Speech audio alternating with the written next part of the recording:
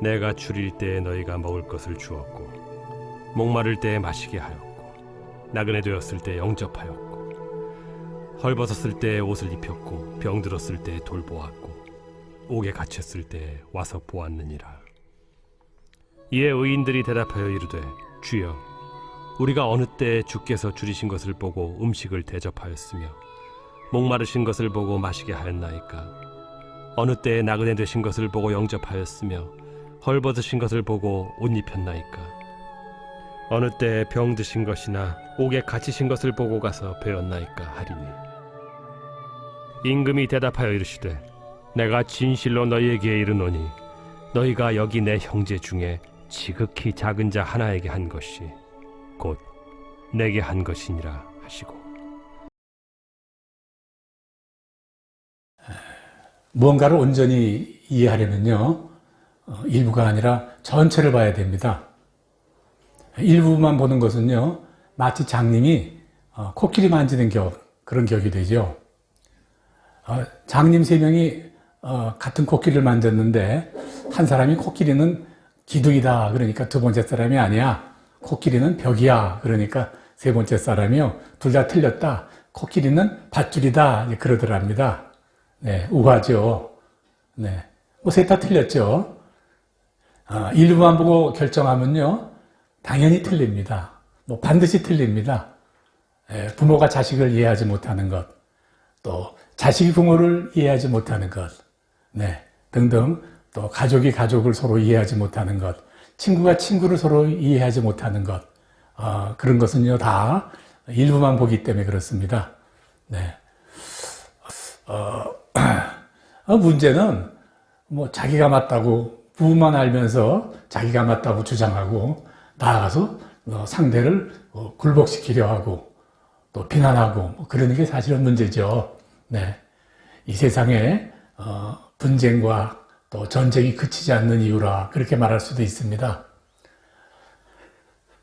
우리는 성도고 또 성도로서 성경을 볼 때 또 성경도 역시 우리가 전체를 봐야 되죠. 네. 뭐 그래야 성경이 말하고자 하는 바를 올바로 볼 수 있습니다. 네. 부분만 보고 요거 봐라 이렇게 주장해서는 안 됩니다. 뭐 이단들이 특히 그렇게 합니다. 성경은 하나님의 이야기예요. 맞습니다. 네. 성경은 분명히 하나님의 이야기지만 전체를 보면 동시에 사람들에게 하는 이야기입니다. 네. 뭐 당연한 이야기죠. 네. 뭐 그렇다고 해가지고요, 하나님과 사람이 동등하게 일한다, 뭐 그런 말은 또 결코 아닙니다. 네. 하나님의 이야기는 또 동시에 또 우리 사람들의 이야기라, 성경은 바로 그것이다 하는 말씀을요 한 두 가지로 이야기할 수 있어요. 첫째, 하나님이 일하실 때는요 그 사람을 통해서 일하신다 그 말씀입니다. 네. 때로는 선한 일에 선한 사람을 써서 이용을 하고 때로는 악한 일에 또 악한 사람을 사용하셔서 그분이 하시려는 일, 그분의 일을 진행하시죠. 두 번째요. 네. 하나님의 선한 일에 사용되어진 사람이 있죠. 네. 그 사람은요, 하나님이 자기를 사용하신 그 선한 방법대로 자기도 세상 사람들에게 그대로 행해야 됩니다. 네. 이해가 되시겠습니까? 그래서 성경은 하나님의 이야기이자 사람의 이야기라고 그렇게 말씀드린 겁니다. 그러므로 오늘 우리는 성경을 볼 때 하나님이 일하심과 사람에게 어떻게 행하고 또 사람이 그 일을 세상에서 어떻게 행해야 할 것인가, 그걸 이렇게 동시에 보아야 되죠. 그래야 성경을 온전히 이해하는 것입니다. 주변을 보면 간혹 성경을 전혀 성경의 정신과 맞지 않게 하나님의 뜻과는 전혀 다르게 왜곡되게 해석하는 경우가 종종 보이거든요. 이는 성경을요 하나님 쪽에서만 보거나 혹은 또 온전히 사람 쪽에서만 보거나 그렇기 때문입니다. 네. 오늘 주제는요 추수감사절을 맞이해서 감사가 주제입니다. 네. 감사, 그 감사 역시 마찬가지예요. 네. 하나님은 뭐 우리에게 감사하라 그렇게 하셨죠. 네. 하나님께 감사라 그 말씀은요, 즉, 너희가 하나님께 감사를 해야, 아름다운 것이고, 그렇게 하나님한테 배워서 세상에서도 그대로 행해야 된다. 이제 그 말입니다. 네. 그래서 하나님께만 감사하고, 하나님께만 그렇게 감사 표하지 말고, 세상에서도 그렇게 해라. 네, 그런 말씀이시죠. 네. 그럼 하나님이 먼저 우리에게 가르치시기를 하나님께 감사하라. 주로 구약 성경에 많이 기록이 되어 있는데, 그거 한번 몇 가지로, 왜 감사라고 그러셨나? 한번 설명을 해드리도록 합니다. 첫째, 성경을 전체를 통해서 사람의 살아가는 제일의 목적이 뭐냐? 네. 그는 사람의 제일의 목적은요, 하나님을 영화롭게 하는 것입니다. 네. 그래서 하나님께서는 우리에게 뭐라고 말씀하셨냐면요, 감사를 드리는 자가 나를 영화롭게 한다. 그렇게 말씀하셨어요. 감사로 예배를 드리는 자, 그 자가 나를 영화롭게 한다. 이 말씀을 하셨습니다. 시편 50편 22절 이하 말씀이세요. 네. 둘째, 우리는 그러면 인생을 어떻게 살아야 되는가? 하나님께 영광 돌린다는 것이 도대체 어떻게 사는 것일까? 그에 대해 하나님은요, 너희들의 삶이 하나님이 기뻐하시는 삶을 살아야 된다. 그렇게 말씀하셨어요. 그 말씀은요, 너희들이 감사하는 삶이 하나님을 기쁘시게 하는 삶이다. 그 말이시죠. 시편 69편 30절 이하에서는요, 이렇게 기록이 되어 있어요. 내가 감사함으로 하나님을 더욱더 하나님을 기쁘시게 함이 됨이라. 이렇게 설명하고 있어요. 네. 그러면 마지막 세 번째, 감사가 하나님께 진빚을 갚는 일이기 때문에 그렇습니다. 시편 116편 6절에는요, 이렇게 고백해요. 여호와께서는 내가 어려울 때 나를 구원하셨도다. 네. 내가 어려웠을 때 나를 구원하셨도다. 이 말씀이 우리의 고백이죠. 우리가 어려웠을 때 하나님이 나를 구원하셨습니다. 나를 살리셨습니다. 나를 인도하시고 도움을 주셨죠. 이게 성도의 기본의 고백 아니겠어요? 네. 빚이 있는 거예요. 우리는 하나님께 사랑의 빚, 은혜의 빚을 졌다. 우리 그렇게 많이 표현하시죠. 네. 그러면 그 빚을 갚아야 될 텐데 어떻게 갚습니까? 네. 시편 116편 12절 이하에서는요, 여호와께서 내게 주신 모든 은혜를 무엇으로 갚을꼬? 네, 시편 저자 이렇게 고백해요. 내가 빚이 많은데 하나님께 그 빚을 어떻게 갚을꼬? 17절에서는요, 내가 주께 감사를 드리고 여호와 이름을 부르리다. 내가 그 빚을 갚는 것은요, 다른 것으로 갚는 게 아니라 내가 하나님께 정말 감사하고 그 이름을 부르는 것이 하나님은 그게 빚을 갚는 거다. 이렇게 말씀하세요. 네. 오늘 하나님께서 우리에게 감사해야 된다라고 말씀하시는데 세 가지를 정리했어요. 한 번 더 정리하면요. 첫째, 그것이 하나님께 영광 돌리는 일이고, 둘째, 그것이 하나님을 기뻐하시게 하는 삶이고, 셋째, 그것이 하나님께 감사하는 빚을 갚는 일이기 때문이다. 이렇게 설명해 드렸습니다. 네. 우리 모두는 내게 주신 모든 은혜를 무엇으로 보답할까? 이렇게밖에 말할 수 없는 하나님께 빚을 진 자입니다. 하나님께 감사해야 됩니다. 하나님께 감사로 예배를 드려야 됩니다. 네. 그런데 이렇게만 하면 됩니까? 이렇게만 하면은 감사가 끝난 것이냐 그 말입니다. 네, 그거 아니죠. 네, 그건 일부입니다. 그건 부분이에요. 전체를 아는 게 아니에요. 네. 이제 하나님이 하라는 대로 했으니 그걸로 된 건가? 아니죠. 이제는 내가 할 일이 있다고 말이죠. 내가 할 일을 해야 된다 그 말이죠. 이제 하나님의 은혜로 내가 빚을 지은 내가 이제 하나님께 감사하는 건 당연하거니와 이제 우리들의 눈을 사람들에게 돌려야 되죠. 네. 먼저 하나님이 나를 위해 보내주신 그리고 사용해 주신 그 사람들에게 감사해야 되겠죠. 네. 사람들에게 하나님께 감사하는 자의 그 삶이 어떤 삶인가? 그 삶을요 사람들에게 향하고 이행해 줘야 됩니다. 그게 사람들에게 진빚 갚는 겁니다. 네. 예 하나 들어드릴까요? 오늘 우리가 추수감사절로 드리죠. 이거는 우리가 아는 대로 신앙의 자유를 찾아서 메이플라워를 호를 타고 아메리카 대륙으로 건너온 사람들이 천농사를 지은 후에 감사의 제물을 하나님께 드린, 예배를 드린, 그것도 우리가 기념하는 날이에요. 네. 그러니까 추수감사절은 하나님께 감사의 예배를 드리는 거니까 빚을 갚는 날이에요. 네. 조금 자세히 설명하면 이래요. 신앙의 자유를 찾아서 그 아메리카 대륙에 도착한 100 몇 명인가 이렇게 도착했다고 그래요. 100여 명. 근데 첫 겨울을 12월에 도착했기 때문에 첫 겨울을 그냥 아무 준비 없이 지내야 됐어요. 땅에 토굴을 파고. 그리고 한겨울을 지내는 동안 이 반 이상이 죽어나갔습니다. 그 반만 나간 사람들이 새봄이 되어서 농사를 시작하는데 기록에 의하면요, 농사를 지어본 사람이 거의 없었답니다. 네. 있었다 그래도 품종이 틀리고 기후지 틀리고 경작 방법이 틀린데 되겠습니까? 그런데요, 그곳에 원래부터 살던 원주민들, 죄송합니다. 원주민들. 그 원주민들이요. 우리는 그 사람들을 인디안이라고 그러고 해가지고 이렇게 좀 멸시하고 부정하는 듯한 그게 있죠. 그런데 그 원주민들이요, 종자를 주고 또 농사법을 가르쳐 주었어요.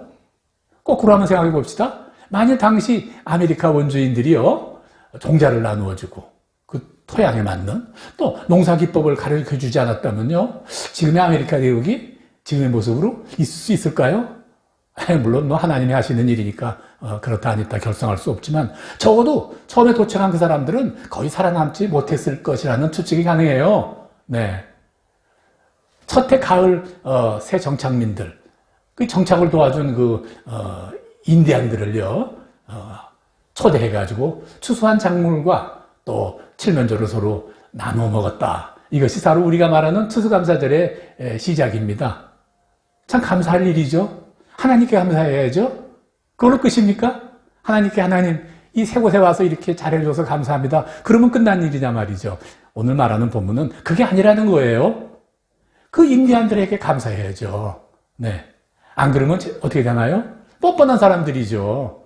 하나님의 은혜로 하나님이 다 해줬으니까, 난 이걸로 끝났다고 하면 그런 사람들을 오늘 설교의 제목같이 뻔뻔한 사람이 된다고 말이에요. 네.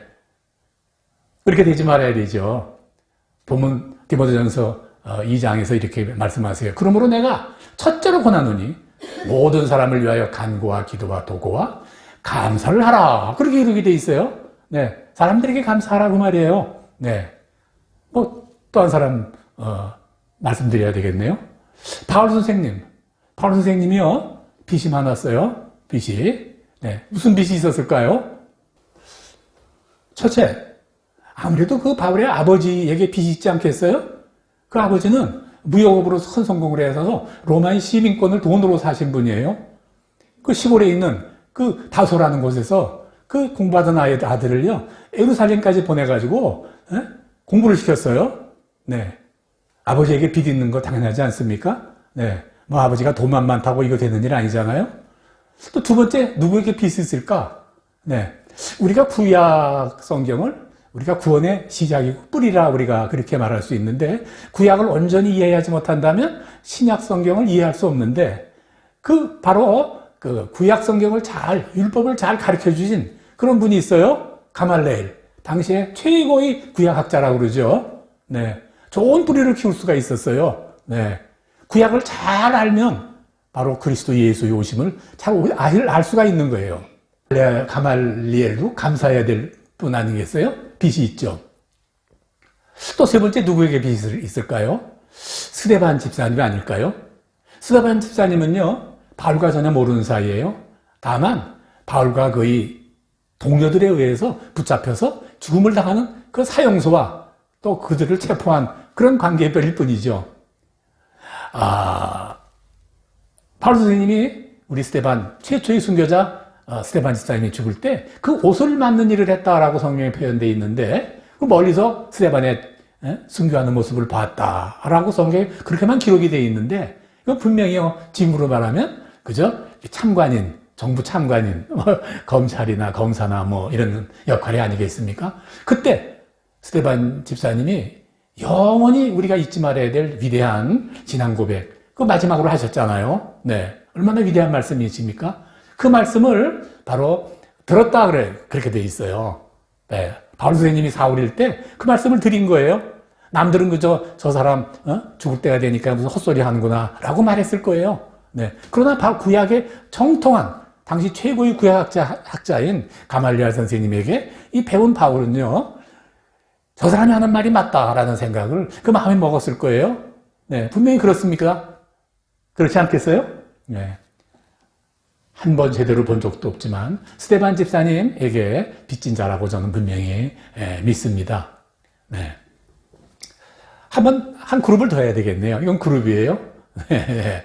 네. 마가 어떻습니까? 바나바, 네. 아블라와 브리스길라, 아시죠? 그 부부들요. 루디아, 또 로마인 간수, 이름은 안 나왔지만 또 귀신 들린 어떤 자, 이거 다 최초의 유럽교회에 세운 이름들이죠. 네. 그 외에 많은 동역자들이 있지 않았어요? 성경에는 많은 그 동역자들이 기록이 되어 있어요. 네. 바울 선생님 그들에게 빚을 지지 않았을까요?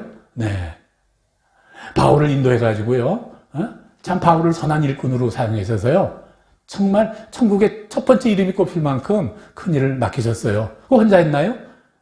그를 선한 일꾼으로 사는데 도움을 준 많은 동역자들, 그거 감사해야 하지 않을까요? 난 하나님께 감사하면 됐어라고 끝을 낸다면 오늘 설교의 제목같이 뻔뻔한 사람이 되는 겁니다. 네. 바울 선생님은 저는 그 빚 때문에 그 빚을 갚으려고 일생 복음 선도에 몸을 바쳤다. 이제 그렇게 저는 분명히 믿어요. 네. 그런데요, 이 감사한다는 게 뭔지 쉬울 것 같으죠? 네. 감사합니다. 뭐 항상 쉽게 하는 이야기지만 그거 그렇게 쉽게 되지 않아요. 마귀가 당연히 감사를 막는 건 당연하고요. 뻔뻔한 자가 되게 하죠. 성경에도 기록된 거에 보면요. 예수님이 눈등병자 10명을 낫게 했는데 감사로 되돌아간 사람은 한 명뿐이다라고 누가복음 17장 11절 이하에 기록이 되어 있던 거 아시잖아요. 네. 미국에서 어떤 수영선수가 배가 이렇게 침몰할 때 그 물에 빠진 사람 23명을 구해서 큰 사건으로 기록된 기록이 있었대요. 이 시간이 많이 지난 후에, 얼마나 많이 지난 후에 그 신문사 기자가 그분을 찾아가서 물어봤대요. 그날 이후 어떤 일이 가장 인상적입니까? 했더니 그 사람이 이러더래요. 네. 감사하다고 한 사람도 나선 사람이 없었습니다. 라고 대답했다더군요. 저희 말씀 충분히 맞다고 생각하고 이해합니다. 네. 네. 글쎄, 제 이야기 한마디 해도 될까요? 네. 저는 감사라는 단어 볼 때마다요, 특히 오늘같이 추수감사절, 이런 특별한 감사의 날이 되면요, 어김없이 항상 생각나는 단어가 있어요. 바로 우리 외할머니입니다. 저에게 있어 외할머니와 감사는요, 저에게 있어서입니다. 동의어입니다. 외할머니는 저를 엄청 사랑하셨어요. 네. 여기까지 제가 이렇게 살아있는 것은요, 바로 그 외할머니가 제게 베풀어진 그런 많은 것들 때문이라고 저는 생각하고 있어요.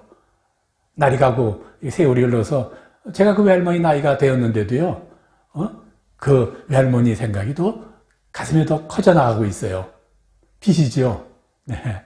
그 빚을 갚아야 될 텐데 갚기는커녕 마음도 못 내고 있는 것 같아요. 이 빚을 좀 갚았으면 좋겠는데 이미 돌아가셔서 세상에 계시지 않으니 어떻게 할 방법이 없죠. 이 빚을 갚기는커녕 갚을 생각도 못하고 살고 있습니다. 참 나는 뻔뻔한 자이다. 저 스스로 그렇게 생각을 해요. 네. 누구에게 갚을까요?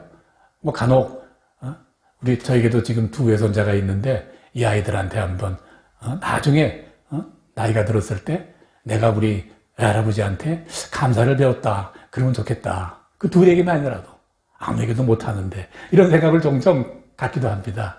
네. 사랑하는 성도 여러분, 이제 오늘 말씀을 정리하고자 합니다. 오늘 설교를 시작하면서 저는 장님 코끼리 만진 이야기를 예화로 하나 드렸죠.